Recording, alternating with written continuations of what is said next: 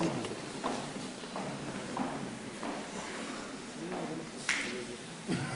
gusta más hablar parado que sentado.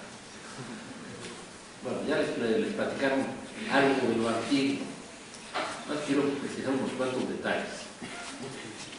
Antes de que hubiera facultad, antes de que hubiera escuela de ciencias físico-matemáticas, empezó a trabajar en 37, y cuando se hicieron algunos experimentos interesantes en México sobre la radiación cósmica. Esto viene de que don Manuel Sandoval Vallarta, que fue el primer físico mexicano que tuvo prestigio internacional, mundial, figura de primera línea, estaba trabajando en radiación cósmica. Y entre las cosas que pues no se sabía bien a bien era qué carga tenía la radiación cósmica en su mayoría. Y pensando en las condiciones de la Ciudad de México, que está relativamente cerca del Ecuador, porque hay efectos de latitud en la radiación cósmica. Bueno, piensen que tiene partículas cargadas, entra al campo magnético de la Tierra y se desvían, pues. Si tuviera un signo positivo, se desvían para un lado, y si tuviera signo negativo, se desvían para el otro. Pero no sabían qué signo tenía. Pero en México se podrían hacer algunos experimentos. El primero que se intentó fue en Italia, pero fracasó. Lo intentó Rossi y no lo pudieron detectar. En México, Conto, que era amigo de Sandoval Vallarta, mandó a algunos de sus ayudantes, uno de ellos muy famoso, Luis Álvarez, que pese al nombre no era mexicano, ni latinoamericano, ni español, era gringo, hijo de gringo, pero creo que nieto de español. A que vinieran aquí a México a hacer un experimento que básicamente era esto: tener un telescopio de contadores y ponerlo en cierta dirección y contar las partículas que entran en esa dirección, y luego pues ponerlo en otra dirección y contar las que entran en otra dirección. El experimento lo hicieron en la Ciudad de México, en la azotea del Hotel Genet, que queda en la zona rosa, creo que en la calle de Londres. Y ahí sigue el hotel, y sigue estando la azotea. Y en esa azotea, sí, generalmente los edificios tienen la azotea. Y ahí se hizo el experimento, que fue muy curioso, porque además del tren de contadores, necesitó una carretilla de albañil. Porque los contadores los puso en la carretilla de albañil, y la carretilla de albañil fácilmente la cambia de dirección. Entonces, de esa manera hicieron la determinación básicamente de cuál era el signo. Y eso se hizo en México. Pero los tipos que andaban trabajando en esto desde aquella época, principios de los 30, pues algunos hablaron con los ingenieros, profesores de la universidad, y dijeron: me gustaría mucho platicar con los físicos mexicanos. Y entonces, eso lo dice Monjes López, tuvimos que decir con mucha vergüenza: no hay. Simplemente no hay físicos mexicanos, salvo Sandoval Vallarta, pero él radicaba en Estados Unidos. Entonces, esa situación era bastante triste, vergonzosa, como decía Monjes López. No había un solo lugar en donde se pudiera formar, educar físicos mexicanos. Pues, en ningún lugar del país. Había un caso especial, que era más bien un matemático, interesado en física, pero un matemático singular, se llamaba Sotero Prieto. Este tipo nació en el año 84 del siglo XIX, se formó solito y fue el primero que ofreció un curso avanzado de matemáticas en México, que fue un curso de funciones analíticas, lo que ahora aquí en la facultad se enseña con el nombre de variable compleja. Bueno, está bien, ahora se enseña por ahí en un sexto semestre, pero si nos vamos 90 y tantos años para atrás, no se enseñaba en ningún semestre, ni en ningún año, ni en ningún lugar. El primero que lo ofreció fue Sotero Prieto, en una cosa que fue antecedente de nuestra facultad y que nació 4 días antes de que hubiera Universidad Nacional de México y que se llamaba Escuela Nacional de Altos Estudios. Se fundó 4 días antes. Y ahí había una sección, estaba prevista, una sección de ciencias, en donde se podría estudiar algo de física, matemáticas, química y biología. Pues el primer curso que se dio fue en 1912, lo dio Sotero Prieto. A mí me llama la atención que haya habido alguien que aprendiera pues, verdad compleja solito. Y también me llama la atención que hubiera 20 monos que querían aprender a verdad compleja. Se definieron 20, aunque según las notas de don Sotero, solo terminaron 4. Pero en fin, hubo 4 que aprovecharon el curso este. Pero de física no había nada. Ahora, de física hubo algunas conferencias, algunas notas, y finalmente se escribió todo un libro de relatividad, que se publicó por ahí de 1922 aproximadamente. El autor se llamaba Juan Mateos, era un ingeniero, de estos que les interesaba la ciencia y le iban aprendiendo como buenamente podían, pero estaban más o menos enterados. Pero lo que no había era una institucionalización ni de la enseñanza ni de la investigación en física ni en matemáticas. Ahora, Luis López pues no era un matemático así muy distinguido, pero practicaba una disciplina especial que fue muy importante, que es las actividades académico-grillas. Bueno, hay actividades académicas. Luego hay otras que se llaman actividades académico-administrativas, que se dice que los directores hacen eso. Pero hay otras que son académico-grillas, que es hacer grilla acerca de lo académico. Y don Ricardo Monjes tenía el enorme talento de convencer a la gente para que las cosas se hicieran. Y pensó, eso me lo dijo una vez el viejito, bueno, que además ese sí nos ganaba a todos, creo que murió de los 25 años o algo así. Una vez me decía que le interesaba mucho la física, pero que cuando se le ocurrió que podría estudiar física ya era demasiado viejo, ya era un ingeniero, era como práctica profesional y todo, y que se le ocurrió mejor promover la creación de instituciones en que se pudiera aprender física y que se crearan instituciones donde se investigara física. Ese era el punto. Pues bien, en el año de 1933 se hizo una modificación de la ley de la universidad y se le dio autonomía plena. La autonomía del 29 era una autonomía bastante raquítica. Y digo raquítica, lo pongo se lo demuestro con un ejemplo, se los muestro. Con la autonomía del 29, según la ley, decía: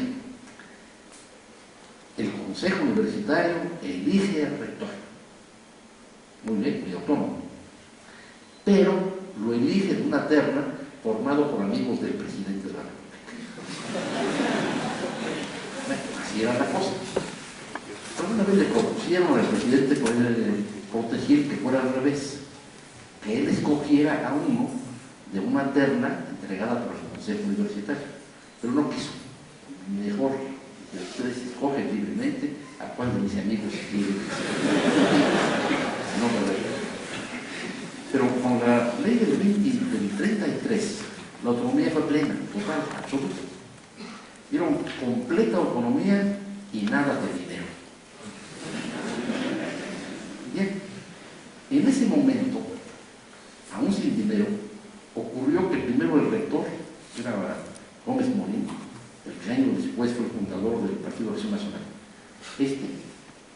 por reducirse el sueldo. Y después prosiguió suprimiéndose el sueldo. Y convenció a muchos de los directores y a muchos de los profesores a que dieran clase, que trabajaran sin cobrar. Los únicos que se cobraban eran los empleados. Había cuotas, y con eso se tenía un poco, porque el gobierno había dicho: les voy a dar de un jalón 10 millones de pesos, y ahí se rascan con sus uñas a ver qué hacen. Naturalmente eso, aún en aquella época, no alcanzaba, pero para nada, era ridículo. Sin embargo, intentó justamente Gómez Morín una reforma profundísima de la universidad. Y la idea era esta: júntense las facultades, bueno, las escuelas, júntense las escuelas que tengan propósitos análogos, y al conjunto de las escuelas se le llamará facultad. Entonces hubo una facultad de ciencias biológicas que era la unión de la escuela de medicina, la escuela de veterinaria y la escuela de odontología, y al conjunto de las tres se le llamó facultad de ciencias biológicas. Otra se llamó facultad de filosofía y bellas artes, y ahí estaba la escuela de filosofía, la escuela de música y la escuela de artes plásticas. Juntas eran la facultad de filosofía y bellas artes. Y había otra, era la facultad de ciencias físico-matemáticas, que era la unión de la Escuela Nacional de Ingenieros y de la Escuela Nacional de Ciencias Químicas. Y en ese momento, Monjes López metió su cuchara y convenció al rector de que en esta facultad de ciencias físico-matemáticas se agregara no una escuela, sino un departamento, así le llamó, departamento de ciencias físico-matemáticas, en la que podría estudiarse física y matemáticas. Tuvo inclusive plan de estudios, y en principio ese departamento empezó a trabajar en 1935, pero en física no se inscribió nadie, pero sí en matemáticas. En 1935 se inscribieron, que yo sepa, por lo menos dos, que fueron Alberto Barajas y Roberto Vázquez. Y creo que al año siguiente se inscribió Francisco Subiente, que fueron los primeros matemáticos. Don Alfonso Nápoles, que mencionó Mojinsky, era de los profesores, fue de los alumnos de Sotero Prieto, igual que fue alumno de Sotero Prieto Manuel Sandoval Vallarta. Sotero Prieto no dio clase porque ese año murió, pero de sus alumnos, de sus compañeros, eran los que daban clase de física y de matemáticas, tanto en ingeniería como las materias adicionales que podían llevar los matemáticos. De modo que en este año se cumplen 70 de la creación de la carrera de matemático y del nacimiento formal, no real, de la de física. La de física fue 2 años más tarde, cuando ya entró don Fernando Alba. Así fue como se formó esto. Pero había un punto muy importante que tenía en la cabeza don Ricardo Monjes López. Decía: es indispensable que, además de que haya una escuela en donde se formen físicos y matemáticos, y él insistía mucho, deben formarse investigadores, debe existir unos centros, unas instituciones, en donde se haga investigación.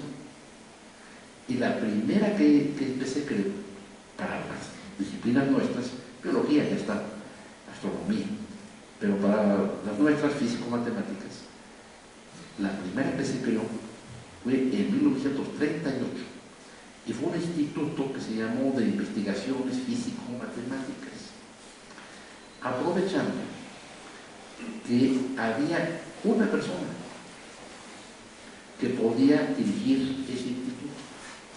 Esa persona era Alfredo Baños, que también mencionó Mujica. Alfredo Baños nació a principios del siglo XX, creo que por ahí del año 5 o 6, y fue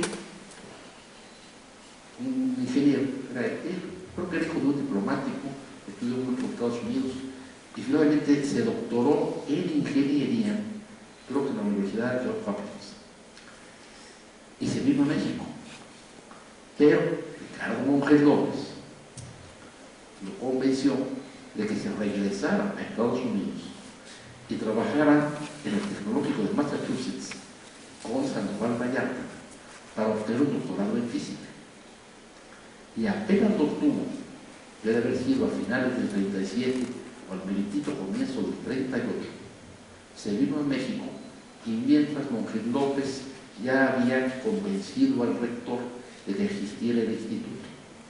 Y con eso llegó Baños a dirigir esto. Tenía un montón de planes y proyectos, era una idea muy ambiciosa de desarrollo del Instituto de Física, pero por una circunstancia bastante penosa renunció el año 43 y se fue de México para nunca más volver. Bueno, yo viví en México una vez en casa de Mujica, pero muchísimos años más tarde. Esto lo platico para que vean que la situación era bastante raquítica. De hecho, el Instituto de Física y el de Matemáticas son el resultado de dividir el Instituto de Físico y Matemáticas. Pero esto se hizo el mismo día y a la misma hora que se creó la Facultad de Ciencias, que fue en noviembre de 1838, para empezar a trabajar en 1839. Y se dijo, pártanse en dos. Pero el de Matemáticas, pues empezará a trabajar cuando haya dinero. Y como no había dinero, pues no empezó a trabajar. Sino hasta el año 1842, en que ya don Alfonso Nápoles consiguió que se creara el Instituto de Matemáticas. Como ven, la situación era bastante raquítica. El número de alumnos, bajísimo. Cuando yo empecé, fue el año 47, éramos en total 12 alumnos de primer ingreso, contando físicos, matemáticos y el actuario. Aunque el actuario no debería de contar, porque también estaba en física. Sin embargo, acabó de actuario. El primer actuario de la facultad era compañero mío, empezó en 47, y supongo que todavía debe dar su clase por aquí, a veces por el centro de razonamiento. Ya está bien.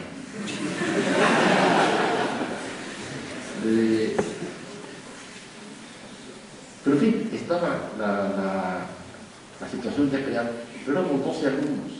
Los profesores decían, pero ¿cómo es posible un grupo tan grande? ¿Qué van a hacer estos muchachos? ¿Van a morir de hambre? Bueno, no conozco a ningún físico que se haya muerto de hambre. De una o de otra manera, todos hemos conseguido de algún modo algún ingreso. Pero éramos 12 en primero. En segundo, en ese mismo año, el número de físicos, compañeros míos, que estaban en primero y estaban en segundo, eran 0. No había ni un triste físico en el segundo año. Había 2 matemáticos, eran Emilio Lluís y Humberto Cárdenas. Después, en tercero, pues había unos físicos que estaban atrasados porque también estaban en cuarto. En cuarto sí había, y en posgrado también. El número total de físicos y matemáticos que tenía la Facultad de Ciencias, tomando en cuenta desde primer año hasta posgrado, creo que era alrededor de 25. El número total de estudiantes, para que vean lo que era el pasado.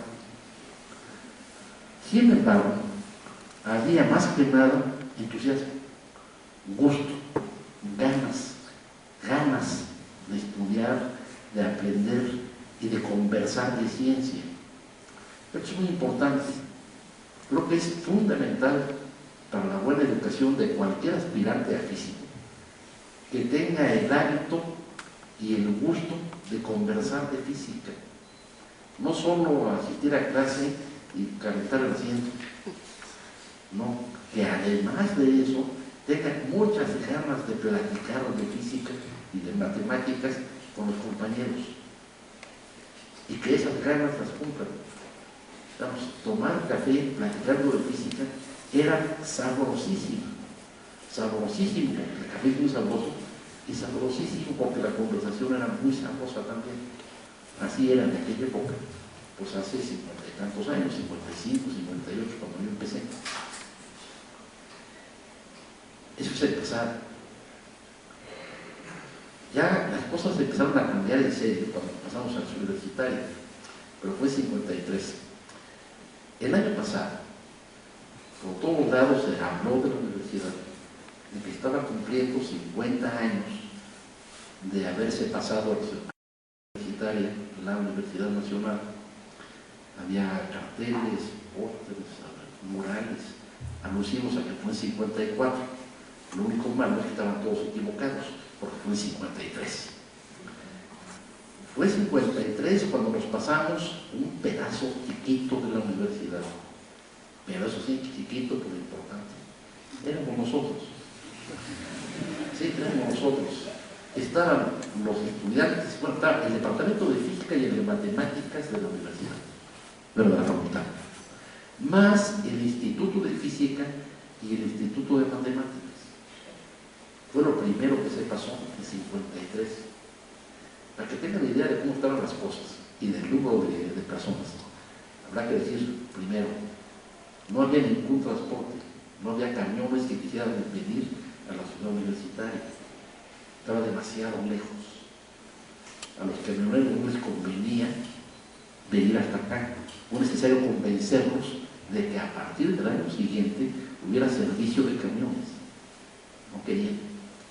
Lo que había era un servicio que suministró la facultad, un servicio de camioneta, y la camioneta estaba dando vueltas todo el santo día entre la facultad de Filosofía y Letras y lo que llamábamos el monumento al brazo, que es el monumento Obregón que está ahí en San Ángel, y le decíamos el monumento al brazo porque dentro del monumento estaba el brazo de Obregón ahí puesto en un frascote de vidrio. Yo no podía ver un brazo,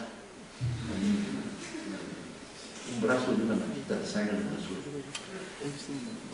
En este lugar ya no está el brazo. Y pues estaba dando vueltas.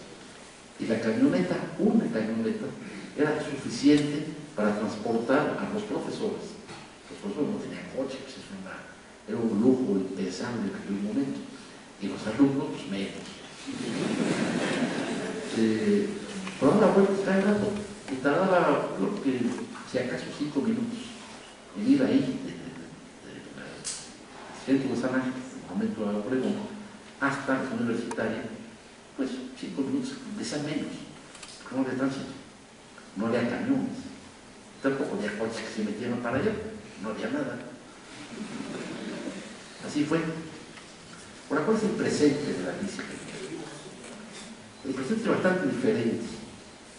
Naturalmente, ahora ya con 1000 estudiantes de física activos, con ese orden, pero además ha habido otras carreras de física que nacieron. La primera que nació después de la Facultad de Ciencias fue en Puebla, creo que fue en 1950 o 51, el que sabe muy bien el dato es Eugenio, fuera de Puebla. Luego se llegó San Luis, Veracruz, Michoacán.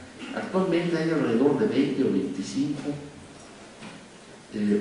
escuelas, universidades, en donde se tiene la carrera de física. La cosa es otra. Creo que es un cambio enorme, entre lo que podía verse hace 55 años, o 60 no más, que eran 4 moscas, los que se interesaban en física y matemáticas, a la situación que se tiene ahora.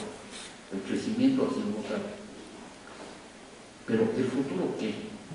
Bueno, el futuro no podemos adivinar ciertamente, pero yo creo que está un poco en nuestras manos el que lo podamos construir, por lo menos en cierta medida. Hay una cosa que Salvador Vallarta mencionó muchísimas veces, era un tema recurrente en conferencias, en conversaciones y hasta en restaurantes. Hablaba de eso, que era la necesidad de que México tenga una tradición científica. Tradición científica. Pero esto es algo mucho más comprometido y mucho más difícil. Es más difícil tener una tradición científica que tener una escuela. Porque la tradición científica implica una serie de cambios culturales y sociales que son difíciles de que se den. Tiene que ser normal que alguien quiera dedicarse a la ciencia y que no lo vean como un chiflado, como un raro, un tipo extraño, que debe ser o genio o loco, para dedicarse a física, matemáticas. ¡Qué locura! Que no se vea eso, que se vea natural que alguien quiera ser físico. Segundo, es más difícil que por lo menos la gente de cultura media en el país se sienta orgullosa de la ciencia que se hace en México. Que digan, que a toda madre que tenemos unos físicos tan buenos, pero que lo digan. Y esto no lo dicen. Algunos, poquitos, sí saben que se hace buena ciencia en México, pero el grueso de la población, y no digo la población en general, no, la población que tenga estudios más o menos de prepa, no tiene ni idea de que en México se hace buena ciencia, de muy alta calidad, poca en cantidad, pero es de buena calidad lo que se hace aquí. Y los trabajos que se hacen aquí se publican en las mismas revistas y con los mismos problemas de los trabajos que se hacen en otros lugares del mundo. Pero lo que no veo es el orgullo de que en México se haga ciencia de calidad. Y tercero, y esta es quizá la más difícil de todas, que el dinero destinado a la ciencia alcance, que los salarios sean decorosos, sin necesidad de andar continuamente peleándose por los estímulos o por el Sistema Nacional de Investigadores. Que sea natural que alguien que se dedica a la física, matemáticas, biología, astronomía, a las ciencias, tenga un ingreso que le permita vivir decorosamente y que no tenga inquietudes de con qué va a pagar la letra. O ya se me viene el vencimiento de la letra del coche. Que no tenga eso, que haya cierto reconocimiento social de que tenemos una buena ciencia. Ahora, que esto se forme implica, y lo decía muy bien Salvador Vallarta, implica que pasen varias generaciones. Y ponía un ejemplo, en los Estados Unidos tomó como 3 generaciones, alrededor de 75, 80 años, el que se empezara a hablar de una tradición científica en los Estados Unidos. Antes no lo había. La ciencia era una cosa europea. Para decir que la ciencia también es una cosa de los Estados Unidos, tomó tiempo, tomó mucho tiempo. En México, en condiciones más difíciles aún, toma tiempo. Ahora, afortunadamente, lo que hemos vivido ya bastantes años, hemos podido apreciar los cambios, cómo vamos mejorando. Cuando estaba yo de estudiante, el número de libros de física y matemáticas que tenía la biblioteca de la Facultad de Ciencias era 0. No había un solo numeroso libro de física y matemáticas en la Facultad de Ciencias, porque no había biblioteca en la Facultad de Ciencias. Había una pequeña biblioteca con 50 volúmenes en el departamento de biología, que estaba en otro edificio, y estos volúmenes los había regalado un profesor. Eso era todo. Los laboratorios eran casi inexistentes. Se empezó a modificar mucho con nuestro traslado universitario. Puede ser que ahora algunos de los alumnos se sigan quejando de que los laboratorios están mal, pero en comparación con lo que teníamos antes, es una maravilla. Ahora, pensar que tipos como yo pudo haber sido experimental, ni soñarlo, no había ningún estímulo en el laboratorio, se necesitaba tener una vocación gigantesca hacia lo experimental, como en el caso de Alba, para, sin tener laboratorios, convertirse en experimentador. Es una cosa muy singular. Me parece muy interesante que quizá el trabajo más importante de don Fernando Alba sea la instrumentación, que era indispensable que esto ocurriera. Bueno, ya ocurrió.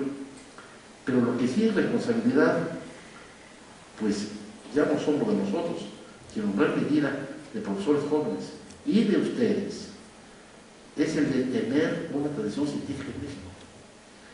Creo que nuestro futuro puede ser muy oscuro o muy luminoso, dependiendo de si tenemos, y sobre todo si tienen ustedes éxito en consolidar una tradición científica en México.